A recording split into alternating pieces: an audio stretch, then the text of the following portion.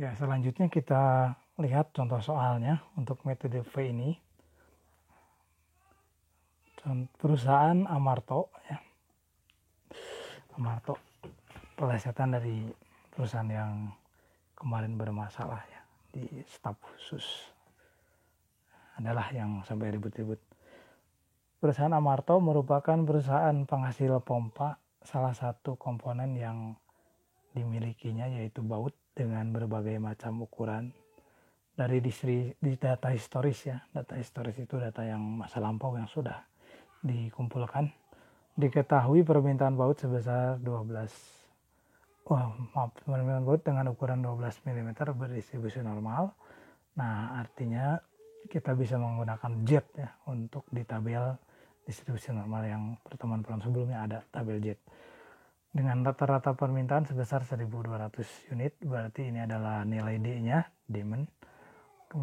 Kemudian standar deviasi permintaan sebesar 200 unit, ini adalah sigmanya. Lead time pemesanan baut yang tetap selama 4 minggu, ini LT. Periode review dilakukan setiap 8 minggu, berarti ini T-nya, T besarnya. Dan saat melakukan review persediaan, jumlah persediaan yang dimiliki sebesar 5.000 unit. Ini adalah persediaan. Tentukan kebijakan pemesanan yang dilakukan jika diinginkan service level 95%. Oke. Kata-kata kunci service level 95% ini artinya kita akan menggunakan untuk nilai jet-nya sama dengan berapa? Lihat di tabel ya, 1,65. Nah, nilai jet-nya. Oke, kemudian yang B-nya, jika lead time pemesanan sebesar 10 minggu. Nah, ini soal B ini ya. Jadi untuk awalnya kan diketahui lead time-nya 4 minggu. Kemudian yang B itu ketika soalnya itu diganti lead time pemesanan jadi 10 minggu dan sebelumnya memiliki pesanan barang yang belum diterima sebesar 7.000 unit, berapakah jumlah pesanan yang dilakukan? Oke.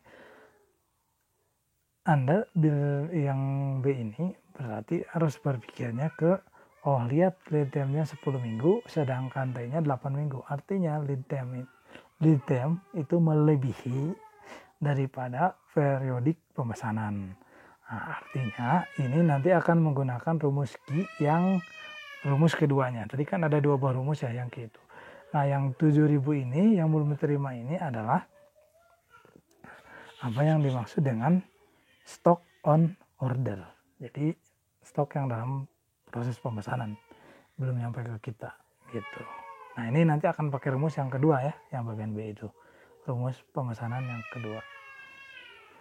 Oke, kita jawab. Oke, kita tuliskan yang diketahuinya. Pertama adalah D-nya 1.200, kemudian sigmanya 200, LT-nya 4 minggu, T-nya 8 minggu. Yang pertama, kita menentukan kebijakan pemesanan. Oke, kebijakan pemesanannya kita hitung dulu terlebih dahulu. Ini S-nya, S sama dengan Z kali sigma kali akar dari T plus TL. Z-nya 1,65 karena mengacu daripada ini. Dikali dengan sigmanya tadi 200 ada di atas ya. Dikali dengan dalam kurung akar, T-nya 8 plus 4, akar 12. Ya, kemudian dikalikan nanti hasilnya.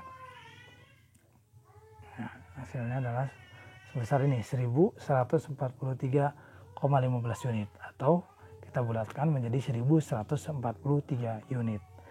Itu S-nya.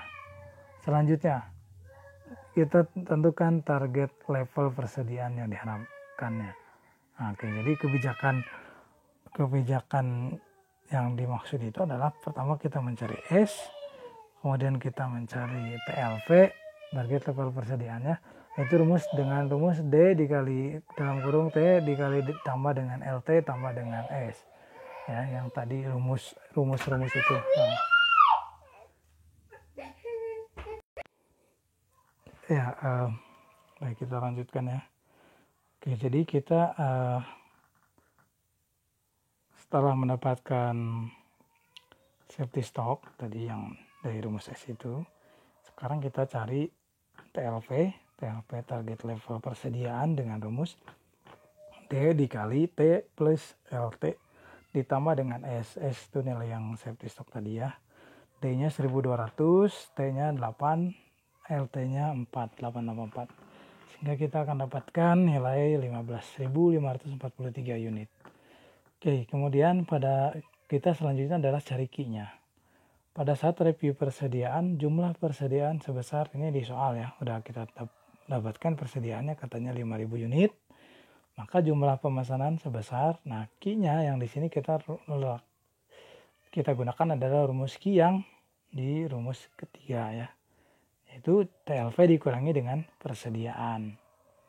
Kenapa begitu? Karena lead time-nya itu di bawah daripada T nilainya, kurang daripada T. Sehingga kita dapatkan TLV-nya adalah 15.543 dikurangi dengan 5.000. Sehingga sama dengan 10.543 unit. Nah, oke. Itu seperti itu rumusnya. Selanjutnya yang B. Yang B itu sudah diketahui di soalnya jika lead time pemesanannya 10.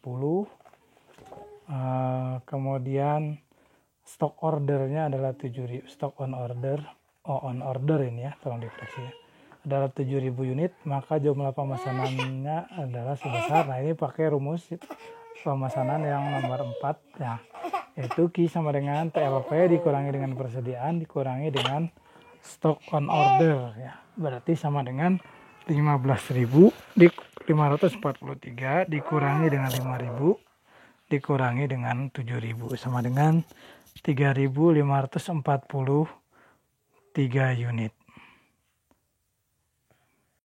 Lanjutkan ya sedikit lagi materinya.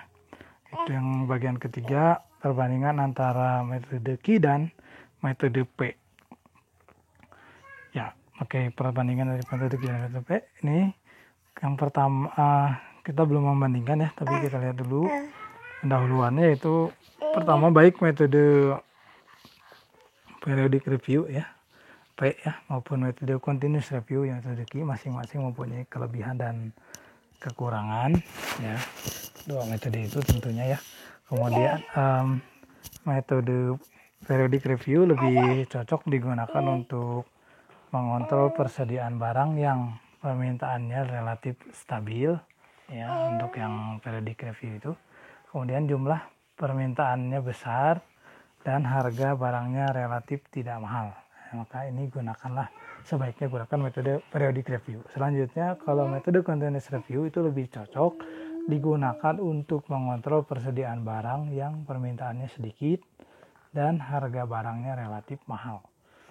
Gitu ya. Jadi nanti kita tergantung dari kondisi perusahaan kita ya, akan memilih periodic review atau continuous review untuk metode pemesanannya. Next. Nah, ini perbandingannya, Anda bisa lihat di tabel ya, ada 4 poin di sini. Yang menjadi pembandingnya pertama adalah periode pemesanan. Untuk metode Q, periode pemesanannya tidak tetap ya, itu. Sedangkan untuk metode V tetap, karena jelas ini periodik kan ya, jadi tetap periode pemesanannya. Kalau 1 bulan sekali, jadi terus 1 bulan sekali. Kemudian untuk jumlah ukuran pemesanan. Jumlah ukuran pemesanan. Nah, jumlah ukuran pemesanan untuk metode Q tetap ya jumlah pemesanannya. Ya, selanjutnya kita lihat perbandingan yang kedua, yaitu ketika dilihat jumlah ukuran pemesanan ya. Metode Q itu selalu sama. Sedangkan metode V setiap kali pesan jumlahnya yang berbeda-beda. Gitu ya. Oke, jadi dari dua perbandingan ini kita udah bisa lihat ya perbedaannya. Kemudian yang pembanding yang ketiga, jumlah persediaan. Untuk metode Q, barang yang disimpan relatif lebih sedikit ya. Sedangkan untuk metode P membutuhkan safety stock relatif lebih besar. Ya, karena kita tidak tahu ya apakah sebelum periode pemesanan berikutnya itu barang itu sudah habis atau gimana. Ini dilakukan safety stock besar itu untuk mengantisipasi kekurangan barang ya, gitu. Kekurangan stok. Selanjutnya sistem administrasinya untuk metode Q ya relatif lebih rumit ya, karena terus-terusan pemesanannya dan memerlukan bantuan komputer. Sedangkan untuk metode P, nah ini relatif administrasinya lebih sederhana karena ya sebulan sekali udah pasti ya, misalkan untuk periode pemesanan sebulan kali. Jadi sudah pasti gitu metode pemesanannya itu secara periodik. Hoki itu waktunya tidak tetap gitu ya gitu. Jadi mungkin dalam 1 bulan itu bisa 3 kali order, 3 kali pemesanan, bisa 4 kali, bisa 5 kali, itu berbeda-beda setiap bulannya. Nah itu perbandingan antara metode Q dan metode P, ya, perbedaannya seperti itu ya. Nah ini adalah pertemuan ke-13 ya. Tolong untuk yang teori-teorinya juga dipahami ya. Jadi tidak hanya sebatas rumus-rumusnya, kita juga harus menguasai teorinya. Nah, nanti kita mungkin tinggal 1 pertemuan lagi ya setelah Lebaran ya. Selamat selamat menanti hari raya. Kemudian Bapak mohon maaf kalau banyak kesalahan selama memberikan kuliah dengan Anda. Banyak kekurangannya buat tentu ya, karena sebagai manusia biasa takut ada hal-hal yang kurang mengenakan. Apakah respon Bapak dalam respon Anda tidak cepat atau kurang cepat, Bapak mohon maaf ya. Atau ada kata-kata yang di video ataupun di grup yang menyinggung ataupun secara tidak sengaja ya melukai Anda gitu ya, perasaan Anda. Nah, Bapak juga mohon maaf. Tapi ya selama ini sih Bapak menghindari hal-hal yang seperti itu. Tapi kalaupun misalkan itu terjadi secara tidak sengaja, Bapak mohon maaf yang sebesar-besarnya.